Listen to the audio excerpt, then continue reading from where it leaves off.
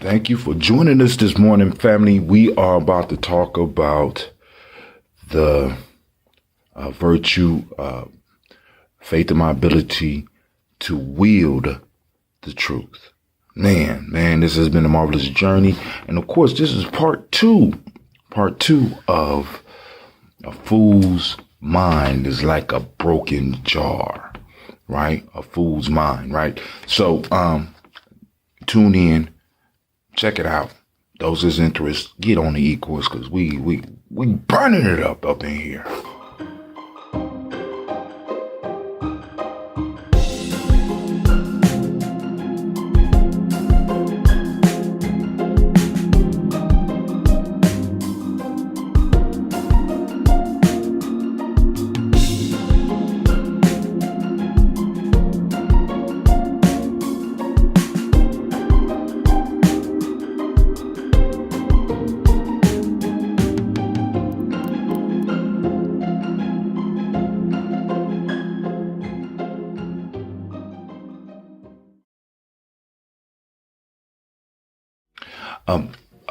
The mind of a fool is like a broken jar. And I labeled this because during the making of this one, that proverb really stuck out to me. And it lines up with faith in my ability, because if you notice the last three, faith in my ability, faith in my master's ability, faith in my ability to assimilate truth, and faith in my ability to wield the truth. Now, all of these rest on the fact of having faith in ability, not persons, not things. Do you have faith in your ability to wield the truth? Now, when we're wielding the truth, we're doing a special type of magic. You know what I'm saying? I know that might scare a few of y'all, but it's a special type of magic. And it's real magic. It's being able to warp, in a sense, or wield what's real. A lot of people are wielding things that are not real. They're teaching things that are not real. They're teaching illusions. And people are getting caught up in the illusion aspect of it, rather than getting caught up in the lessons behind it.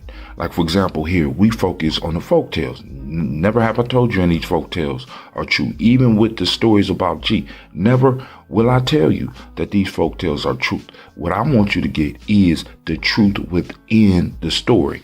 The story operates as a framework within lessons, within where lessons can be put. And I want you to be able to identify the lessons, regardless of whether you're looking at Holy Writ or you're looking at something as simple as Aesop fables. I want you to get the lessons so that you can make your life better. When I have faith in my ability to wield the truth, I've developed this faith, as I said before, from the practice of being able to wield the truth in my life. Wield the truth and yield illusions. Many people wield illusions and yield the truth. Why? Because those illusions allow them to build a castle built on sand around themselves, and a simple storm will come and blow it away. Reality, when you use and you structure your life in reality, when you structure your life in what's real, right? You build a fortress that can last throughout time. You build yourself a pyramid rather than a hut. And I want you, and those of you that's taking this Ecourse, to build pyramids. I don't want you to build huts. You know what I'm saying? I want you to build things that will last throughout time. And when you're wielding the truth, you are wielding something that has been here since the beginning. Not something of your imagination. Not something of somebody else's imagination. You went out, you did the work, you did the practice, and now you are able to use it to improve your life, your family life, and your tribe's life.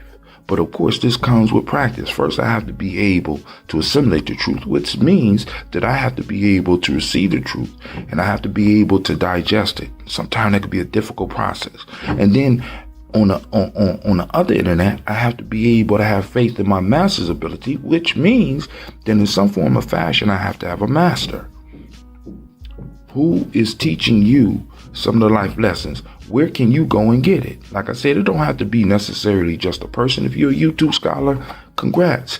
You're doing the start of the work. But the other part of that work is doing the research so that you can see where your master might be falling off, where your YouTube scholar might be falling off, right? You have to do the work. You have to pick up the books. You have to keep the notes. You have to do the work, right? In order to be able to yield the truth. Not yield, wield the truth. And to yield the truth. Some of y'all want to yield the truth because y'all living in fantasies. And if you happy with that, I'm thrilled for you. I'm thrilled for you. But this course is for those who want to be able to wield what's real. All around you, you have people that are wielding what is real. And they're dominating. And I want us to be part of that select group that is wielding the truth and dominating. Yo, this is Brother Tim. I want to thank you for joining in. And don't be one of those fools whose mind is like a broken jar because it holds no wisdom, right? Many of us come into this process broken. And we don't want to fix ourselves so that we could hold the truths that will come to us, so that we could be able to hold them and use them for later. I'm challenging you to push past and do something great. This is Brother Tim. I'm out.